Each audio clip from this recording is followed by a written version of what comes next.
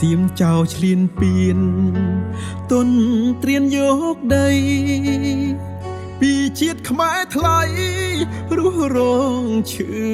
ផ្សាចិត្តវាលោភលន់ចូលបាញ់ប្រហាក្នុងដែនសីមាសាហើព្រៃផ្សាយ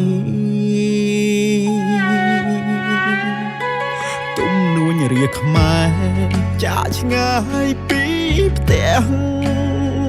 វេទនាខ្លាំងណាស់ប្រត់មេប្រ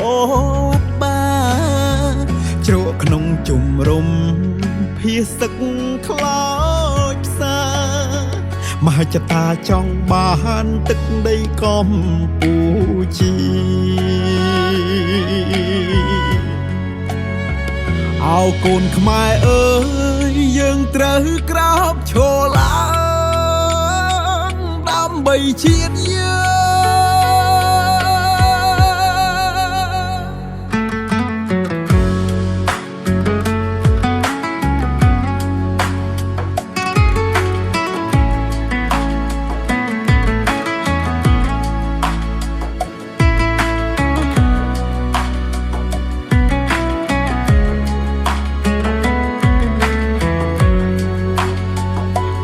កូនខ្មែរអើ